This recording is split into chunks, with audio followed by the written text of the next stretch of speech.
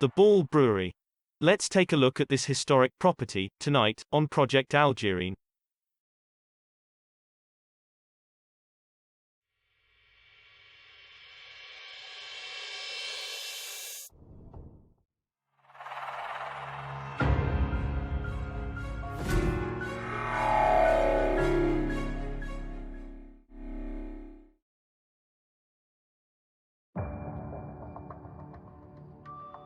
It's 1893, and Charles Ball has just opened his new brewery.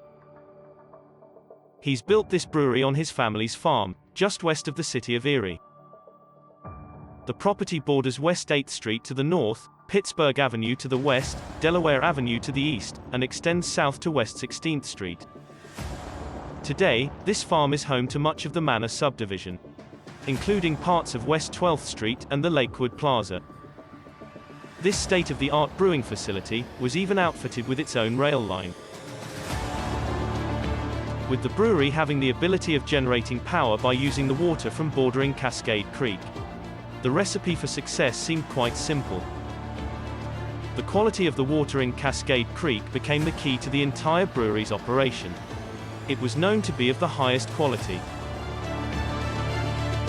Without much fanfare, in 1893 the West End Brewing Company began operations. It didn't take long before things around the brewery started going wrong.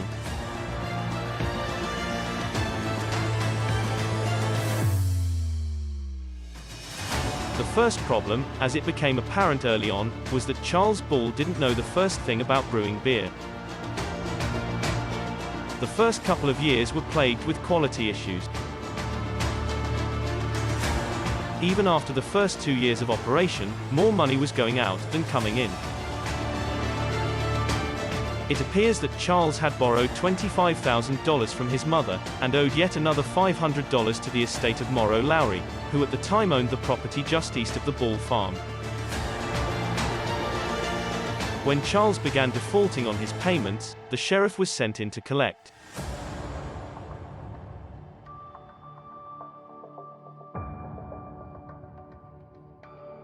The brewery was allowed to reorganize, and in the process, the brewing license was transferred to a man named Clark Cole, who would operate the brewery under the name, the Cascade Brewing Company.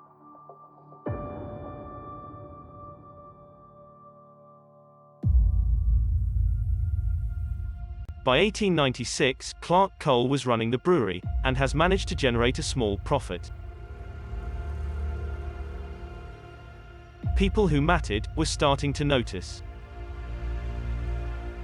Charles Ball, who was always attempting to capitalize on his parents' farm property, leased out the land just north of the brewery, to a newly formed organization, known as the Cascade Club, beginning around 1888.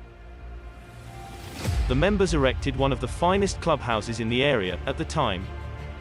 Charles Ball also constructed a dam, over Cascade Creek, which created a large pond. This pond was not like any other pond in the area.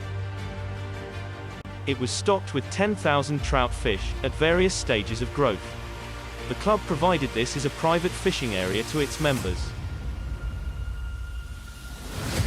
The club's charter called for a maximum of 25 members, but the membership was always kept at 20, for unknown reasons. Its roster consisted of the most wealthy and influential men in the city at the time. It was around this time when a young man named Michael Libel Jr. became interested in the property. Libel worked in the offices of the Jackson Cola Brewery. And in 1898, he officially became partial owner of the Cascade Brewing Company. And thus finally the Cascade Brewing Company becomes its legal name. Clark Cole would continue managing the brewery, and Libel would become the company's treasurer. Now, it's 1899, and Michael Libel wants to consolidate his breweries under one operation known as the Erie Brewing Company. But this company's new stockholders weren't planning on what happened next. The water from bordering Cascade Creek has become polluted, and that can be devastating to a brewery which requires a consistent fresh water supply.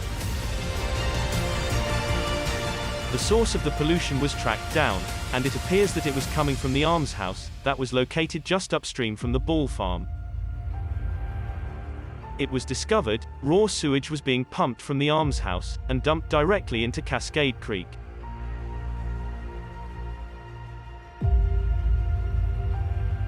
The powerful members of the Cascade Club filed an injunction to stop the almshouse from polluting nearby Cascade Creek, which ran through several of its members' farms, on its way down to the bay.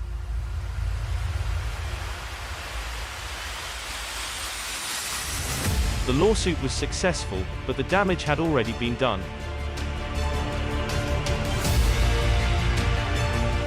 Once word got out that the beer that they had been drinking was made from the sewage of the city's poor and indigent citizens, you really don't need to imagine the look on their faces.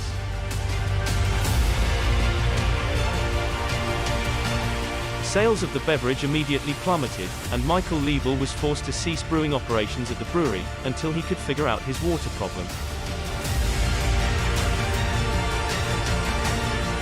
The brewery was used as a warehouse for the Erie Brewing Company from then on.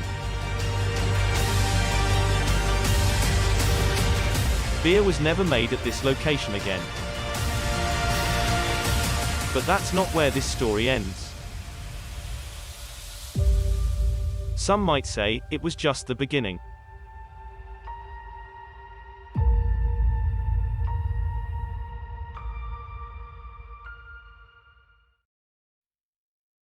On May 2, 1906, the community was shocked to hear that both Michael Libel and Michael Libel Sr. have purchased the brewery property for $25,000. And they've sold their shares in the Erie Brewing Company.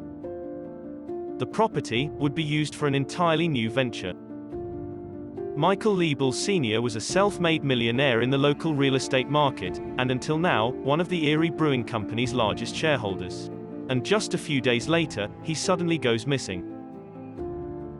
On the morning of May 28, 1906, Libel boards a train in Erie, headed towards Buffalo, with an appointment to see a doctor to whom was not available in Erie at the time. Libel arrives in Buffalo, and makes his way over to the doctor's office. After the appointment with the doctor, Libel makes his way to the Western Union office and sends a telegram to his wife, letting her know that he would be home that night, and to have a carriage waiting at the station. Records indicate that Libel next entered a tavern, and sat down for a beer.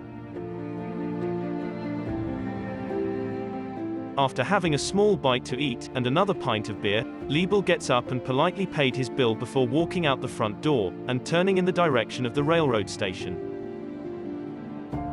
When the train arrived in Erie that night, Michael Libel Sr. was nowhere to be found. Nobody knows if he ever made it on the train that night, or if something happened to him in Buffalo. A single witness said she spotted Mr. Libel at the train station in Pittsburgh 2 days later. But nothing could ever be verified. The man seemed to simply vanish into thin air. To this day, there is still an empty grave plot for Michael Libel Sr. in the Trinity Cemetery. The story captured national media attention, and a search was even conducted in Canada. Today it's still one of Erie's strangest unsolved mysteries. With the disappearance of his father, Michael Libel Jr. decides to put his plans for the brewery property temporarily on hold. By the end of 1906, the brewery is closed and remains that way for the next 5 years. But a new life is just around the corner.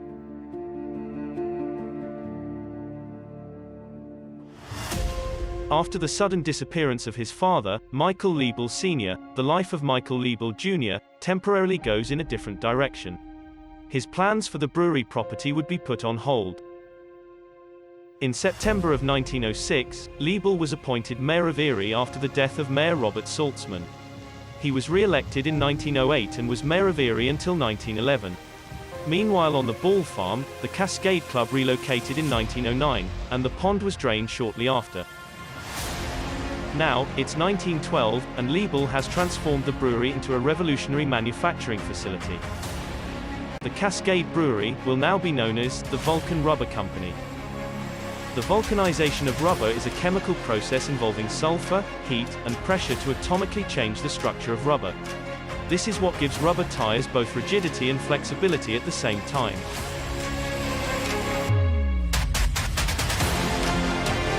the Vulcan Rubber Company is in full operation, and becomes a major employer in the area. With direct access to the railroads, the Vulcan plant thrived at the beginning, and the stock soared.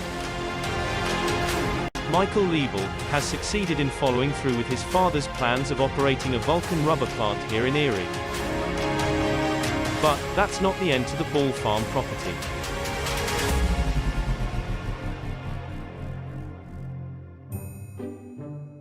It's 1922, and Charles Ball wants to subdivide his farm property. His idea required Cascade Creek to be more centered through the property and made into a shallow canalway, unlike the deeper ravine still visible today, just downstream. Welcome to Ballston Spa, where you and your new bride can live out your lives in this suburban paradise. The homes promised to be of the highest quality and offered the most desirable features at the time. One feature that stands out for Charles Ball's Ballston Spa, and that is that every house was to have its own wading pool in each one of the house's backyards, all connected and fed by Cascade Creek. Interested parties were to call on room 207 of Marine Bank. Not a single home was constructed in the Ballston Spa subdivision of 1922. Times were changing, and the supply for new home sites outpaced demand for the first time in Erie's history. The neighboring Frontier Park subdivision, which was 3 times the size of the Ballston Spa property, was having considerable trouble selling home sites at the time. Because of this, Ballston Spa never materialized. In April of 1929, Charles Ball passed away, along with his dream of Ballston Spa. During the Great Depression, the property became host to Andy Brown's driving range. There were 32 covered tees, and Andy even offered lessons in the winter.